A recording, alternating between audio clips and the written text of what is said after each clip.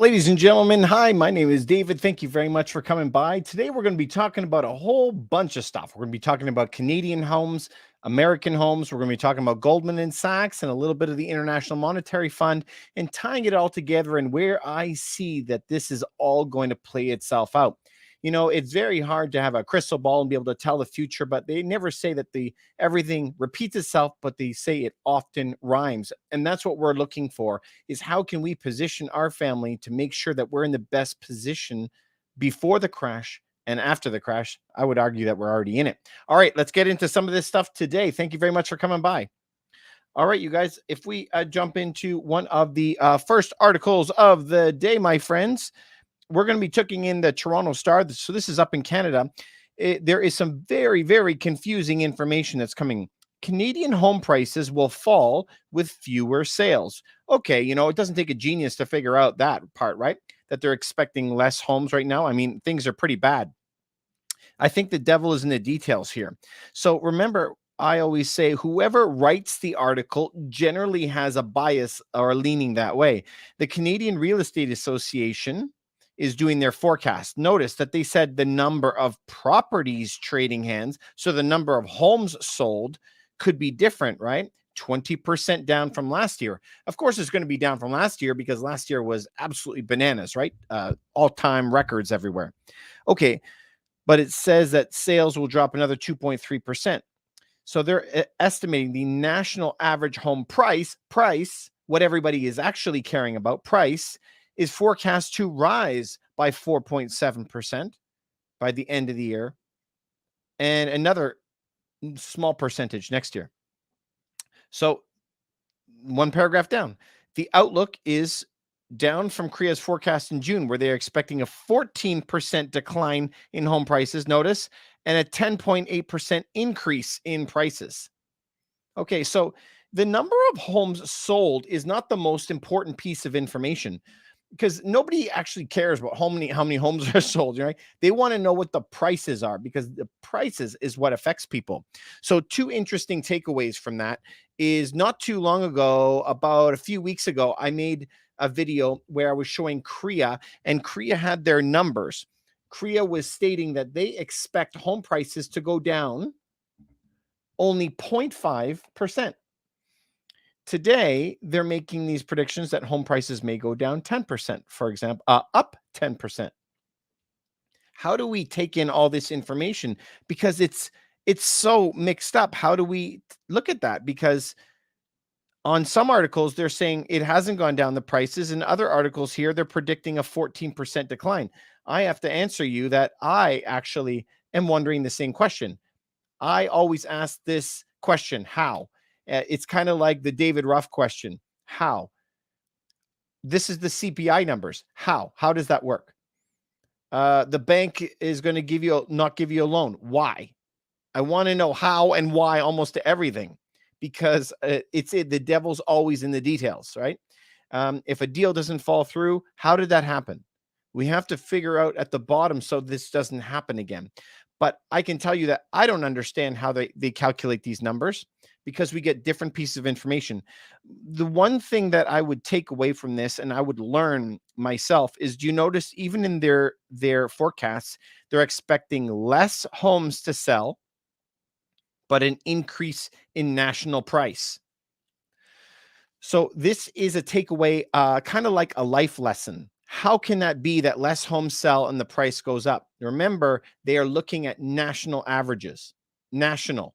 So the way that it always works in a recession, doesn't matter what country, is everybody is willing to downsize the price of their homes, a lot of foreclosures, and they move into small entry-level units, small condos, small apartments, right?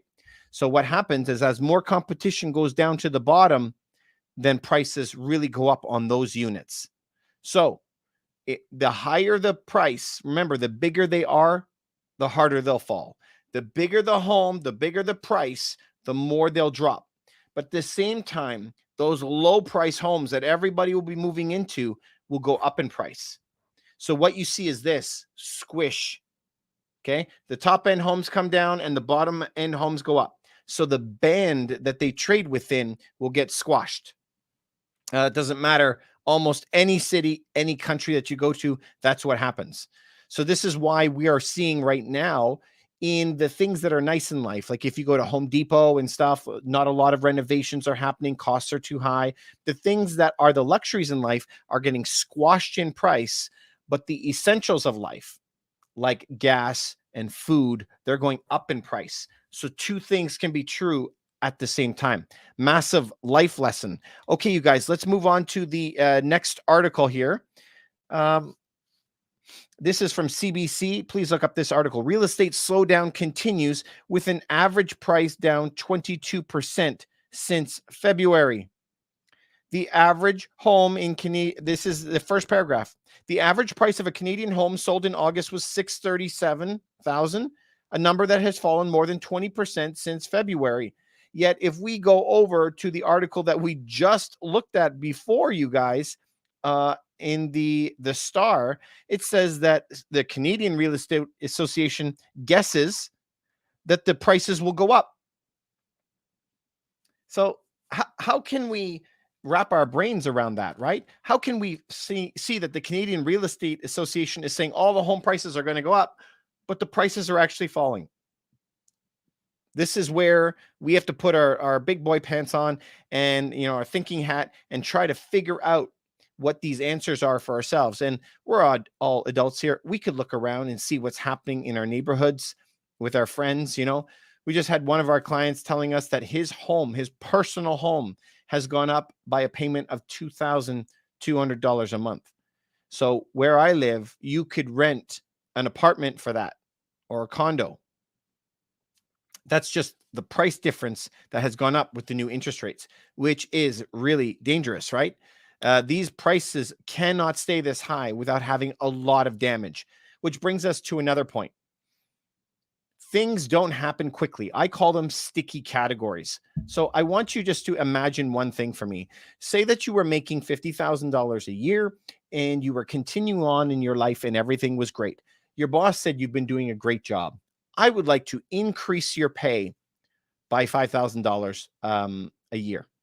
So this would be really good for you. You could go buy some extra food. You might be able to go on a vacation with that extra wage. Remember, it's not one shot. They're going to be paying you this to you through the year. So as that happens, then what? It takes a while. Normally, a bank needs 2 years of bank returns before they'll lend you against your new salary. It takes a while for that money and the difference to actually manifest itself in your life, maybe to better food, better house, better car, whatever it is. It takes time for that to build up. At the same time, if you were living at 50,000 and your boss gave you a cut down to 45,000, would that mean the next day your home, you would sell your home, you'd sell your car? No, it takes some time for that to happen. The interest rates are the exact same way. When the interest rates go up as fast as they have, they will systematically every month be burning people out with bankruptcies or whatever. They're going to be going into debt, into debt, into debt. Now, we don't have a crystal ball. We don't know the exact date, but we definitely are in the season where everyone is going to get in big trouble. So if we just have to think back in 2020 when it started, they printed so much money that there was such an increase in prices. It actually really took off about a year after they printed that much money. Remember, there's a delay. Same thing is when these rates have gone up so much, there's going to be a delay before everybody runs out of money. The biggest changes in the market will be coming later. All right, let's jump back into the next article, you guys. I wanted to show you the difference between the Canadian Real Estate Association. Unbelievable. Now, all of this is starting from the U.S.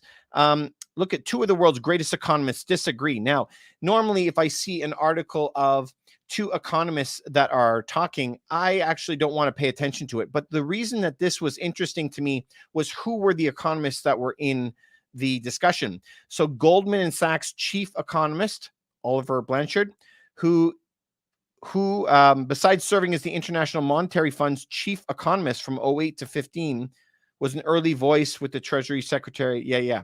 But listen, Goldman Sachs, no little deal. International Monetary Fund, no little deal. This is like some serious people, right?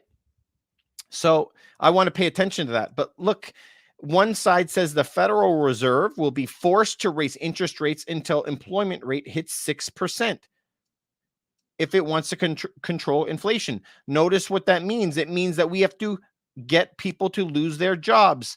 Notice the title. This is on fortune.com. Two of the world's greatest economists disagree on whether you have to lose your job or not to bring down inflation. I need you to remember that we did a video earlier in the week when we were talking about this, because of course inflation can come with supply crunches. For example, like the war that's happening in Russia, Ukraine. Not enough food is coming out, so the price of food can go up. That makes sense.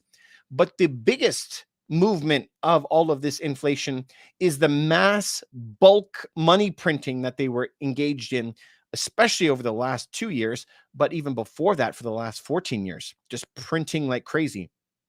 That creates massive asset bubbles, right? But they don't want to take any blame for that, right? And it's not just pointing fingers at the US. Canada did it. Every other country on the planet did it. Just everyone was printing all together in lockstep. So when we were watching some of the Jerome Powell speeches that were happening at Wyoming, he was mentioning that we don't want it to become entrenched. You'll see in the article, it says that too, entrenched in people's minds. Because if they believe that a loaf of bread today will cost $2, but it will cost $3 next week, everyone would run out and go buy as much bread as they can today.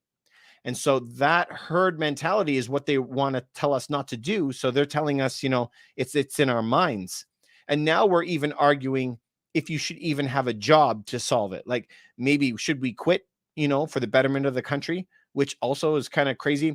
We should be able to keep our jobs, right? Maybe the government shouldn't be printing so much money, right? It's never their fault. Kind of crazy, right?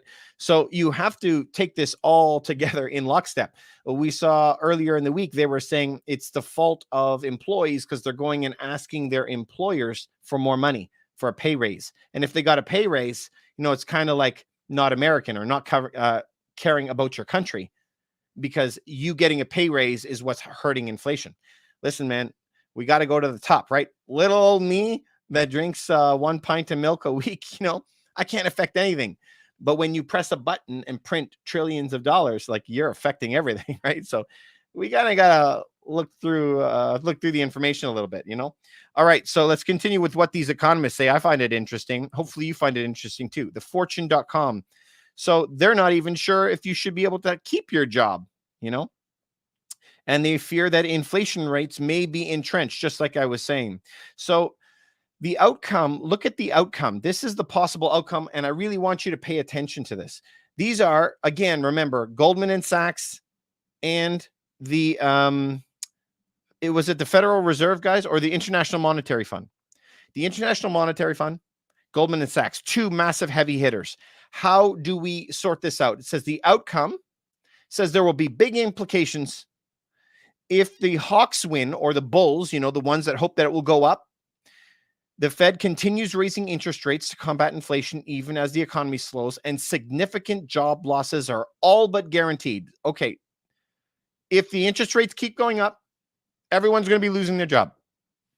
Okay, that's a terrible thing. The economy grinds to a halt. If the doves win, so if it goes, south, if they lower the interest rates right back down to zero again, if they win, the Fed halts or slows its rate hikes, and inflation could become a persistent issue. So if it's you have to pick your poison: high prices or job losses.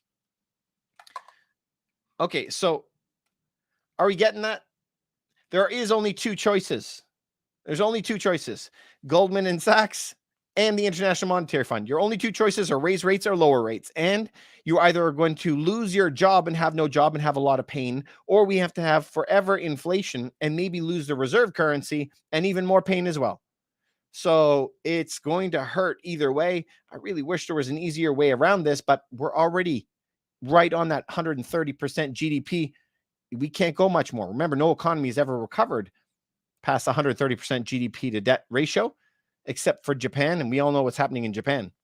So you guys, let's continue on, my friends, to one last thing. But now that this is happening in the US, look at this article in the conversation. The US is becoming a developing country.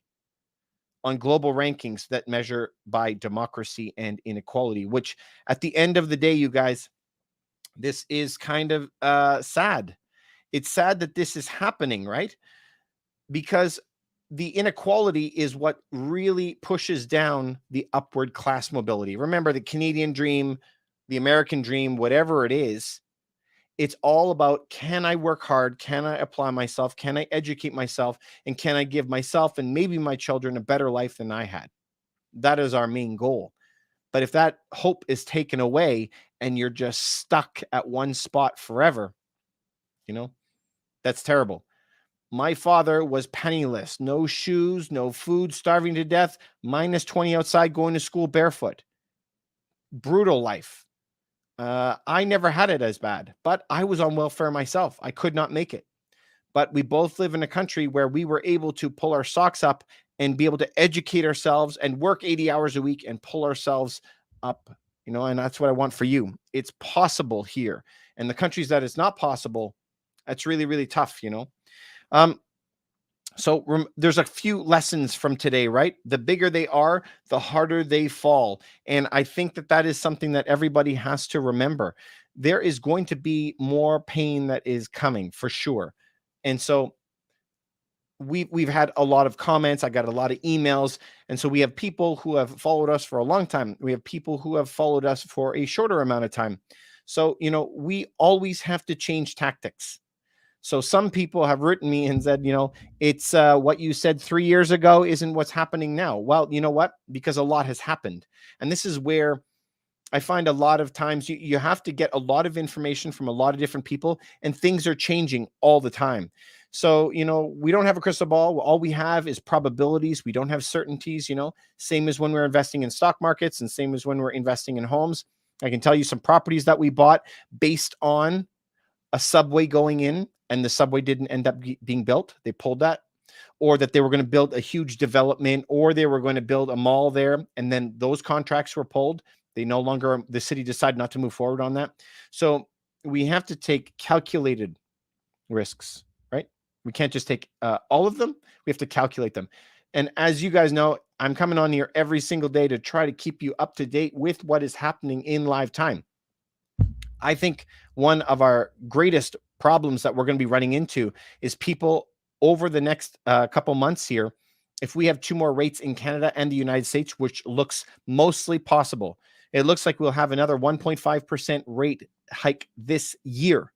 2 more rate hikes, maybe 0.75 and 0.75.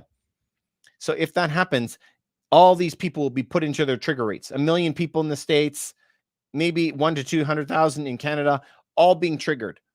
And so when that happens, we're going to have a lot of financial pain. So that is our number one danger, because the housing market is such a behemoth in North America.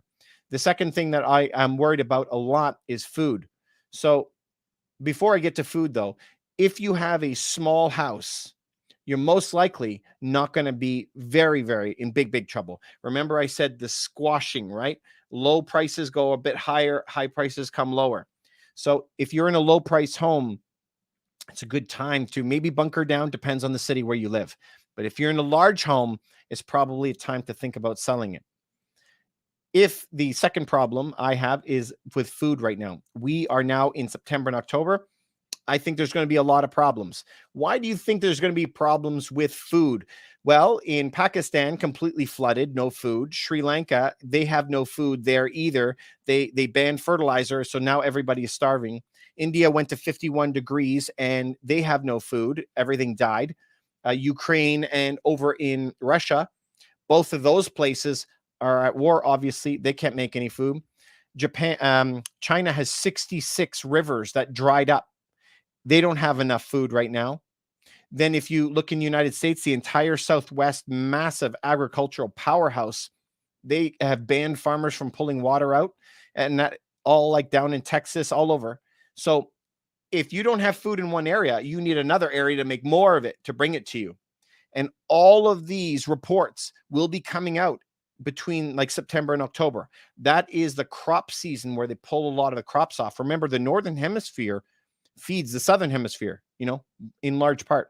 So what we will know in the next 4, 5, 6 weeks will determine that. But if you wait that long, we should get those reports in, and then we're going to see homes prices of food go bananas. So I don't think that you should go out and get a massive U-Haul truck or RV and fill the whole thing. I'm saying every time you go out, buy an extra can, buy something. There's canned fruits and canned vegetables and canned meat and whatever. Packages that are good for a year or two, oats that are good for a couple of years. Like, buy a couple packages every time you go out just to put it to the side. You're going to use it anyway. So just stock up on some of your stuff. Anyway, I have a lot of videos on that, but listen, I think it's your number one investment right now, besides educating yourself, is stocking up on your home goods, food, cosmetics, soaps, and all that other stuff. Anyway, you guys, as you know, I'm always here. I'm always trying to help you out any way that I possibly can. Please feel free to reach out if you have any questions. Send me a DM or a message. And please, if you know anybody that this could help, just send it to one person. It would really help the channel out a lot. I really appreciate it. You guys, please remember to like and subscribe and follow to this. It really helps me out. And I guess I'll talk to you on the next video. Hope you have a good day. You guys, if you have any questions, hey, Jeremy on YouTube, thanks very much for coming on, bud. Hope that you're doing okay. I'll just answer your questions if you have any.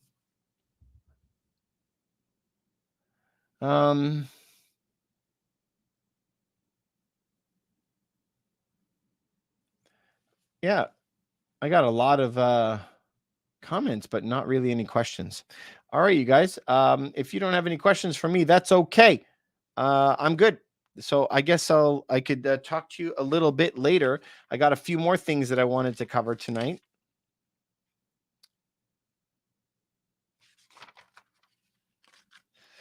So I think I think that it's there's an old expression that says the bigger they are, the harder they fall, right? So the same is true for housing, right? When the prices are super high, $3 million, they could drop by 50%.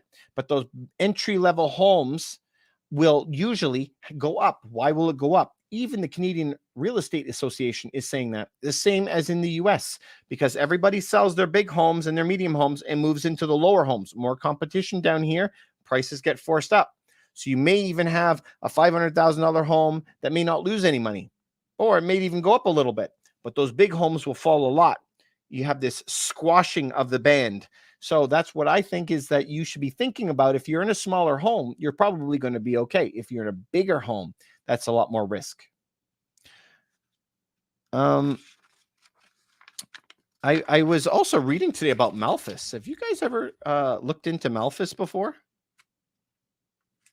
Yeah, it's really, really interesting, actually.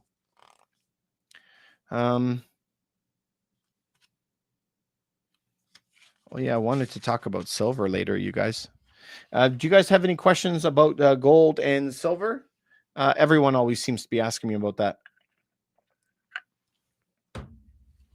I get a lot of messages about gold and silver. You guys have anything to ask me about gold and silver? No, yes, no. Jeremy, how are you, buddy? I keep this as a paperweight and a reminder on my desk, but everyone is always asking me the same ones, but they're always on my desk. I never had this until I did my gold and silver course. I have a gold and silver course coming out, you guys, in, I don't know, a week or two or something like that. And if you want, I'll get you the details of it later on.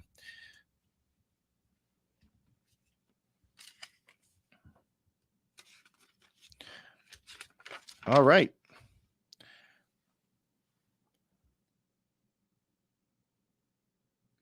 I'm going to be doing one more thing. If you guys have any interest in the Dutch East India Company, I thought it was really cool. I'm going to be talking about it if you're interested.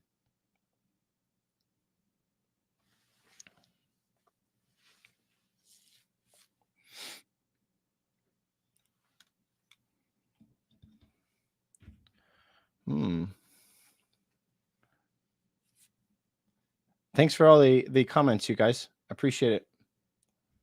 Manny, you got your gold today? Booyah! Nice, buddy.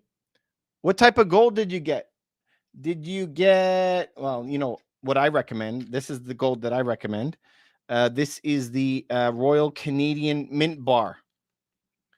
So this is the Royal Canadian Mint.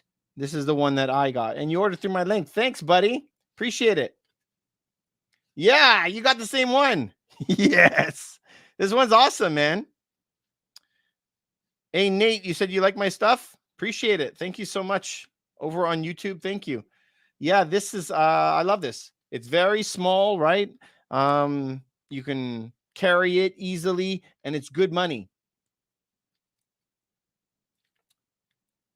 Clickman, you said I'm doing a good job sharing all this information. You're very, very welcome. Manny, silver is next. Bala. So, Manny, you know what? I try to split myself kind of 50-50 between gold and silver, right? So I don't know how much money that you want, but you guys like this is about equivalent. Like 1 ounce of gold, which is quite thin, right? This is the size of a coin. This is the same amount of metal as in a coin. But as far as dollar value, this block here, 100 ounces, is about the same value as 1 ounce of this. And this is really thick. This is about 7 pounds. This is very, very light, right? So that's the difference. If you want to go big, then you can buy this. It's around the same price. And then a coin is a lot cheaper, right? Many. I think I told you before what kind of silver to get, right? What kind of silver were you thinking? I'm looking for my coin, but I told you everything's always on my desk, and I guess that I lied to you, right? I think I dropped it or something. It's gone. Maybe I had it in my pocket or something. But if you the buffalo one, yes, Manny, good. Yeah, don't buy these. They're too expensive. Don't buy the silver dollars, right? Too expensive.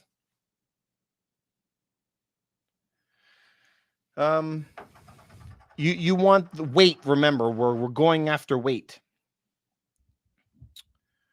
Yep. Exactly. It's always weight price. You're genius. That's what to do. You want the most metal for the cheapest price. So here's the argument. Okay. Well, let me see if I can find it just so that other people can see.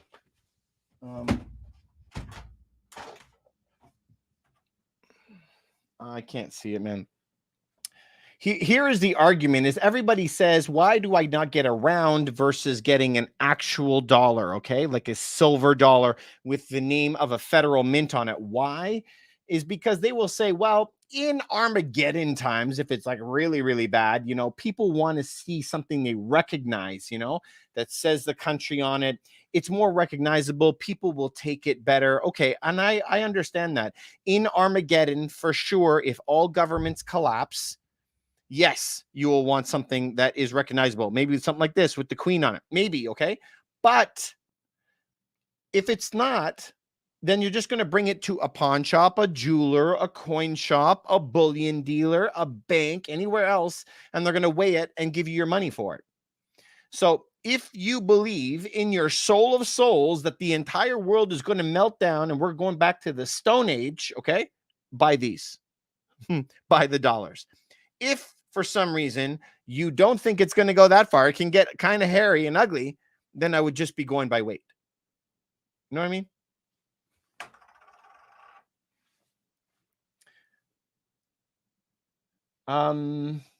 Manny, you said Kitco has a paper gold and silver account as well. Yes, they do. I could do an entire video on their systems. They have like 3 different types of accounts. So my golden bullion dealer, the one that Manny uses, my bullion gold, can't even talk. My bullion and gold dealer has number 1, you can buy it and they'll send it in the mail to you. Number 2, you can buy it and then put it in a safe for them.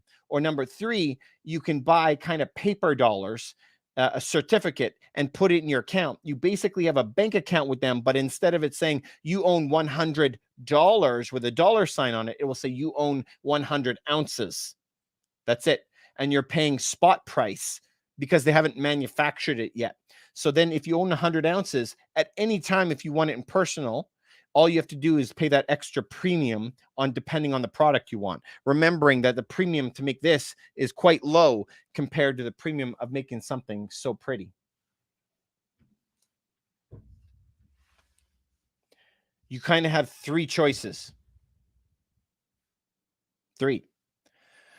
So, Manny, also remember, here is another difference.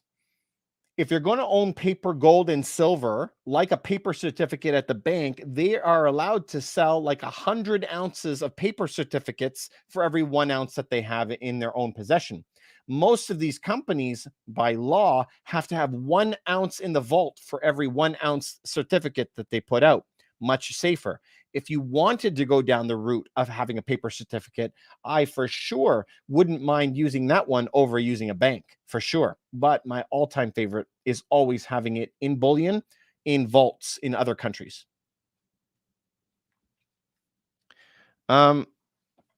Nate and Jeremy, if you guys have any questions, fire away.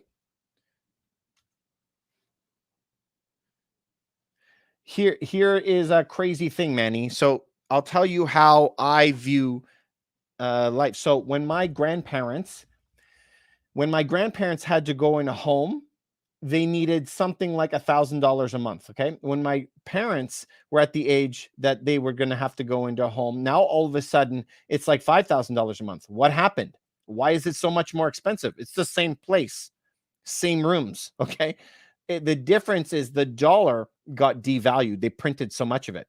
The ironic part is 100 years ago, if you ever did have an old folks home, it would cost about 2 bars of silver or 2 coins, 2 of these. In 1950, in 1975, it would have been 2 of these and 2 of these, or one or the other. If we move forward, it would probably be 2 of these or 2 of these, even into the future. So when I'm trying to save money for a retirement, right, I'm always thinking in my mind how many ounces or how many pounds.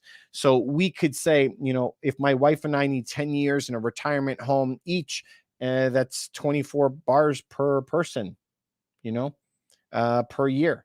And I'm thinking about how many ounces do we have?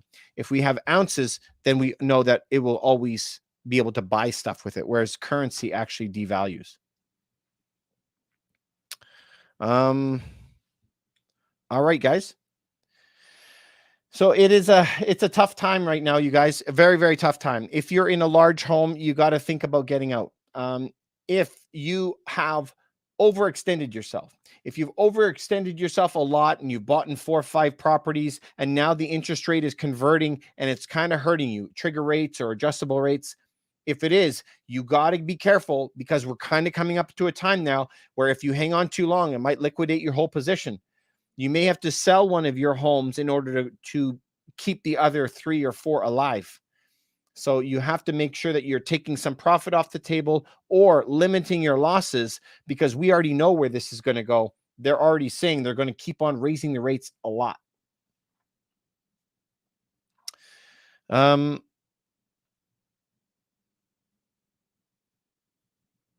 Manny, where did you see the agriculture crop data?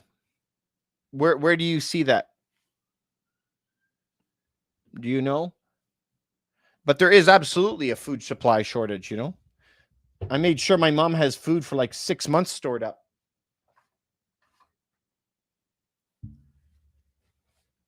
I'd like to know if do you know like a website, is it, or where do you think it is? So there's going to be massive food shortages, insane food shortages.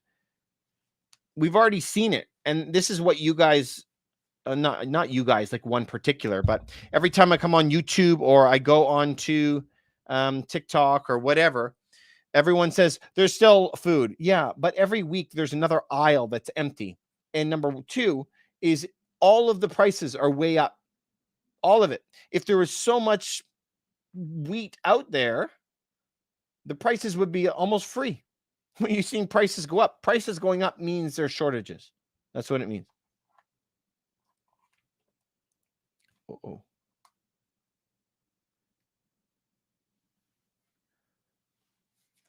I want you to think of something that's rare, like caviar or lobster. It's very rare. The price is high because there's not very much of it going around.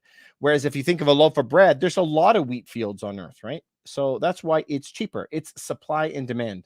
That's what it is. So if prices are going up, it's because there's a shortage. All right, you guys, let's have a little chitty chat about the stock market. Unless you guys have any other questions before I do that. Do you guys have any questions before I jump into the stock market? Yes, no, going once, going twice.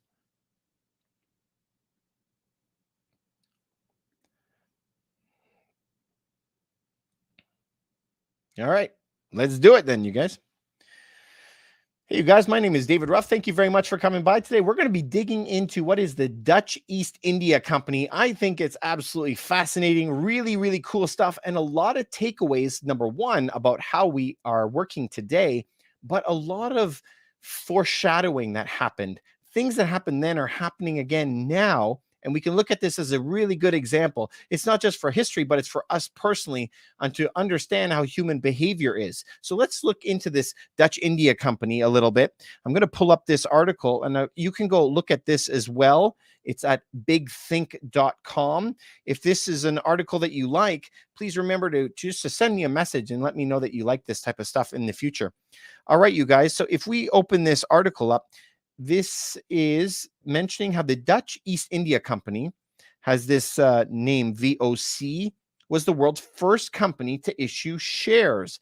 As you know, we're always saying that we need to be buying shares to make sure that we're going to be okay in our future and prepare for our retirement. Now, back then, shareholders were allowed to liquidate and even sell their assets to other traders, lending to the creation of a secondary market. So how did it form? This is what I found interesting. So the Dutch were amazing. Number one, shameless plug is that my wife is Dutch. Okay. So I love the Dutch anyway. But if we get right into it, it says that here the Dutch, what they were doing is they were a trading power. And so they would voyage to the East Indies, and it was very long and arduous. Many ships that sailed from Amsterdam and Zealand never returned, and bankruptcies would happen to their organizers.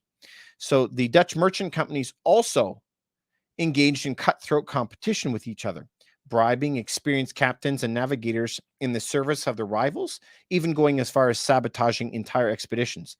The game without winners continued until 1602. Now, a lot of that is kind of similar to how we are today, right?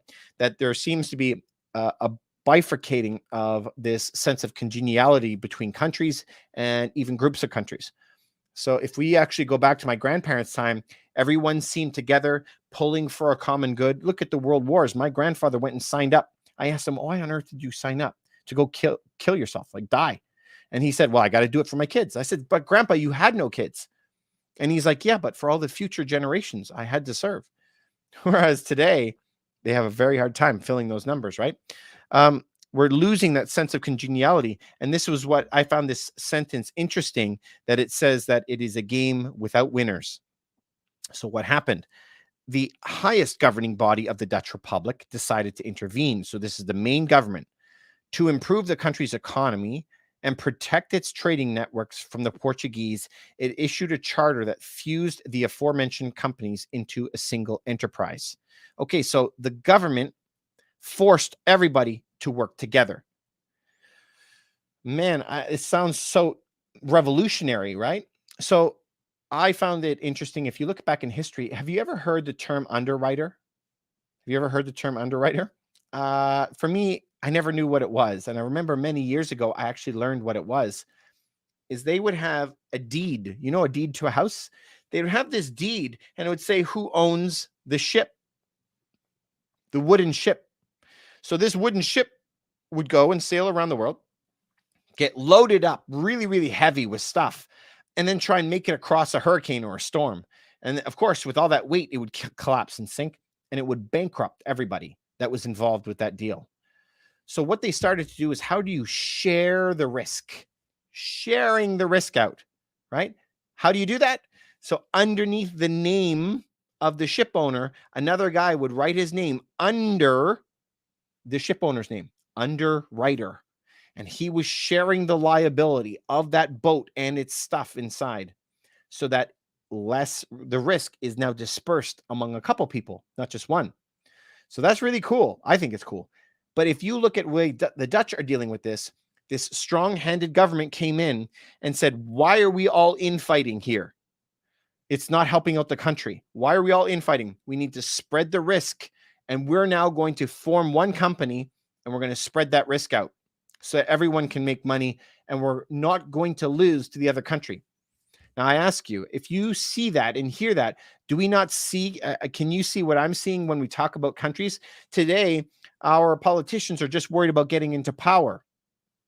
That's all they care about. Just get me into power and then just let it kind of go like a rudderless ship.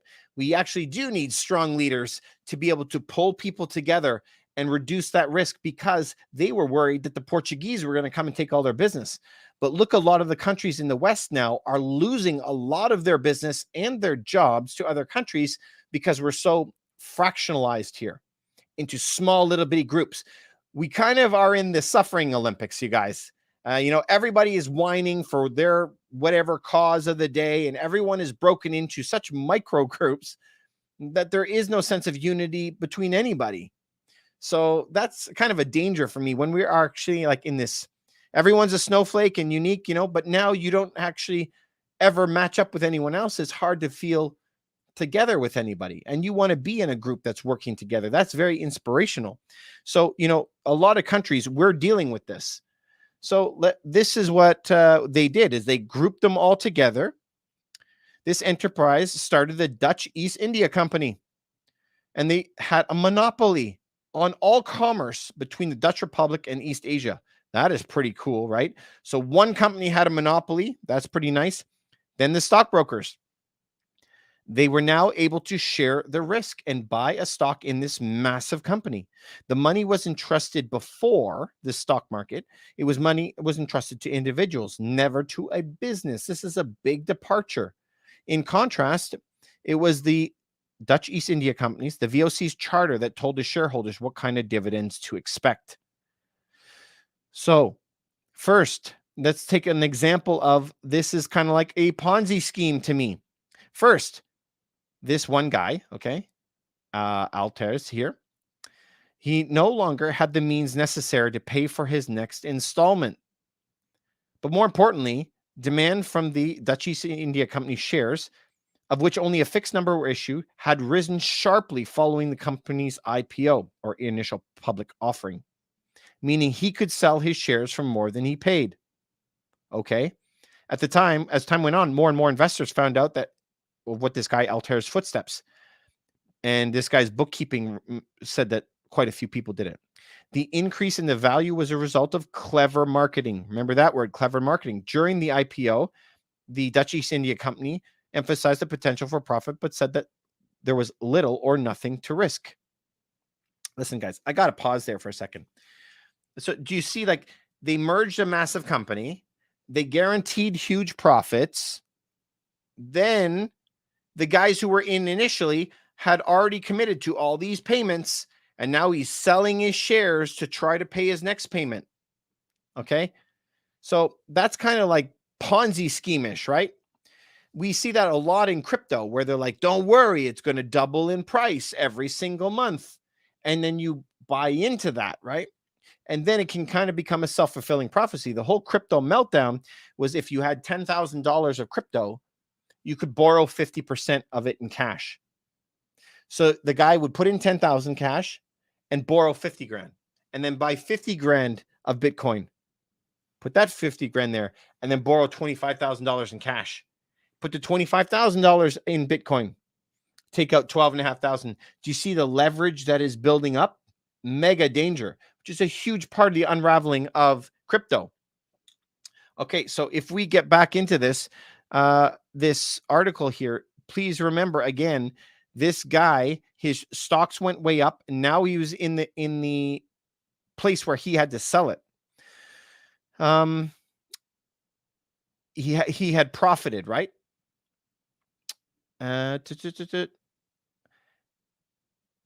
He had hoped to pay his subsequent installments using dividends earned from the first, only to run into trouble when those dividends never materialized.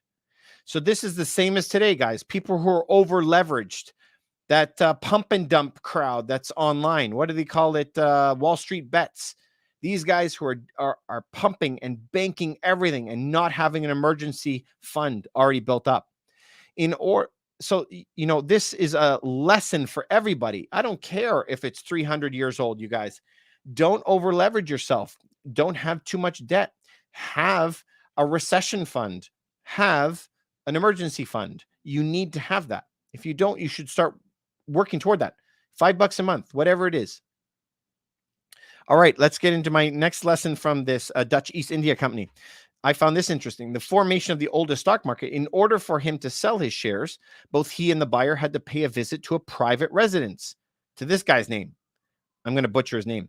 Here, the transaction would be witnessed, approved, and registered by at least 2 employees. Okay, so now we're getting to the beginning of how did the stock market even start? Remember, so he had this piece of paper. He now had to go to a private residence and be witnessed by 2 employees, and everyone sign off on it. This is the beginning of stock trading houses, right? And this is kind of how we do real estate as well. As you guys know, I'm a real estate broker, and we operate all over Ontario as real estate, but we do advisory and consulting around North America. But this is all tied together. Did you see how many people, different employees, different people eyeballing it and signing? So today when we sell a house, we'll have the buyer and seller on each end, but each of them have their own banks. Each of them have their own mortgage brokers. Each of them have their own lawyers. Each of them have their own real estate agents. So we have 2 parties on the edges, on the bookends, that want to do a deal, but we need all of these checks and balances, government-backed trust accounts, and all these regulations in order to make sure that I believe that you will give me the house when I give you the money. And the house guy is saying, I believe when you give me the money, I'll give you the deed. So we have to have so many checks and balances. These guys had to go to somebody's living room. Would you like a spot of tea when I trade my stock? Like, what are they doing? I don't speak Dutch, so I can't do it. So this is where we are today, that we are still using all of these different companies. So back then, they had to involve a lot of people. Today, we still involve a lot of people. So how is this probably going to change? Is when we look at things like Ethereum that are called smart contracts, this could have a lot of layers built on it, another layer 2 application where we could take away a lot of those people. So instead of just having a buyer seller, each having all of these parties, we should eventually be able to get rid of some of these parties, as the trust went from the Dutch East India Company having 2 people in there.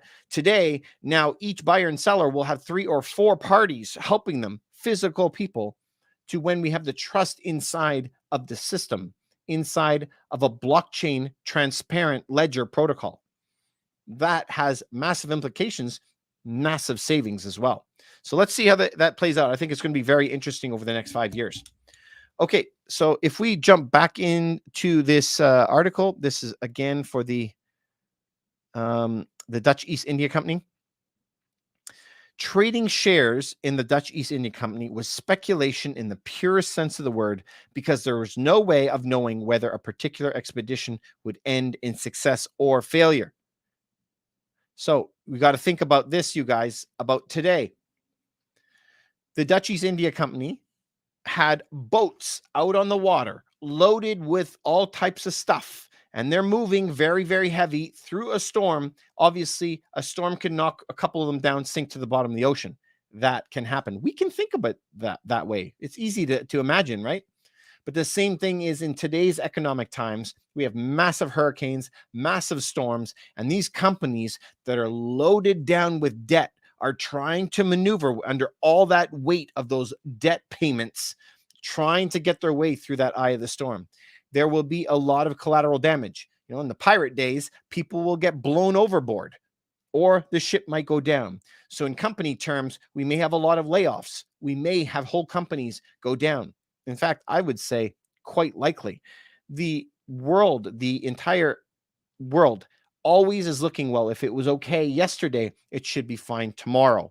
But that's not the case. You could be sailing in your ship in one day and it's smooth, and then out of nowhere, this hurricane can slam you. And so as much as we thought collectively that we would be okay through the health crisis, even though that there would be inflation, we never foresaw what was going to happen this year absolutely unprecedented. So as unprecedented things happen, we need to be prepared, and we need to always remember it's better to be a year early than a day late. That's what I want for you guys. As we jump back into this company, this is the last paragraph I'm going to share with you. If you look at this, the company's financial experiment paid off. At the peak, it was valued at $8 trillion in today's dollars. For context, that's 4 times as much as Apple. Absolutely massive. It is the highest valuation of any company in history. The East India Company does not owe all of the success to the stock exchange, but it also had a monopoly, and that monopoly was massively valuable to them. So you guys, I think you guys can take a lot from history. Remember, history doesn't always repeat itself, but it does rhyme. And we have massive lessons that we can learn from things that happened in the past. The massive recessions that we had as countries, if we just look at North America, where we are, we can always look at the Great Depression in the 30s, the things that happened in the 70s, 87, back in the 90s, there was big trouble, early 90s, big trouble in 2007. We could take lessons from all of them. If we think bigger, you can go read a book like this, which I love, and I suggest one of my best books of the year, Changing World Order, Ray Dalio, where he doesn't just look at what happens decade to decade. He looks at the rise of empires and the collapse of empires, which usually takes 100, 200 years for a country to come from nothing, really blow itself up big and collapse again. Think of the Dutch Empire. Think of the French. Think of the British, right? The British were monstrous, had 25% of the land, I think, on Earth around 1900. 1945 rolls around, they're bankrupt, and since then their countries that they've had in the Commonwealth have just been shrinking. So, right, countries rise and fall. They don't fall to zero, but how big is Britain now? I don't know, 20th in the world or something like that. So it's not always the same. We got to always be loose, fluid, liquid, always judging and to make good moves, right? That's what I want for you guys. As you know, I'm always here for your health, wealth, and happiness. If you found this at all interesting and want me to make more videos about this, just leave a comment below. I'd appreciate it. And please remember to like and subscribe and to follow this. We're trying to get more subscribers to the channel, and please send it to somebody that you know that this could help. I really think that we could learn a lot of lessons from the past. Thank you for joining me on my journey as I'm trying to get to higher levels. I hope that you make an effort to keep stepping it up and to get to higher levels as well. Thanks so much for coming by, you guys. I'll see you on the next video. I saw some messages coming in here. Manny, rainy day fund is 90 days.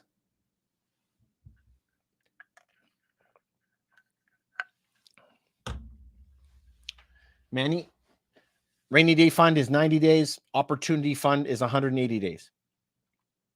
3 months and 6 months.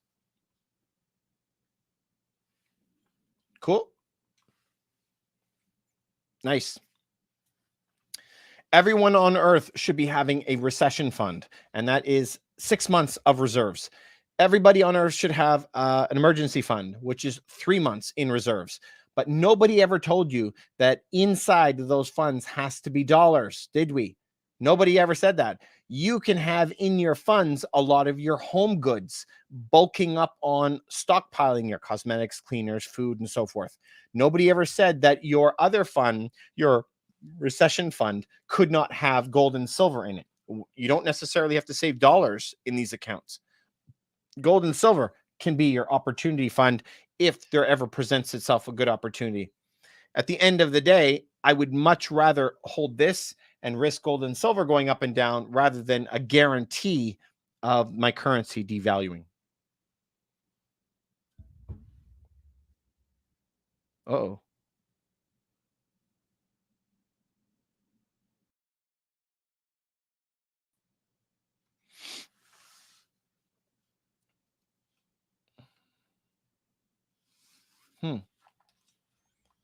My thing did something weird to me.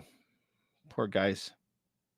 Nasty, Nate, and Jeremy, I'm sorry if you can't see me. I don't know what I did. I lost my picture. Ugh. All right, guys. Well, thanks very much for hanging out with me tonight. I really appreciate it. If I can get it back on, I will, but I don't know how to do that. Oh, what did I hit?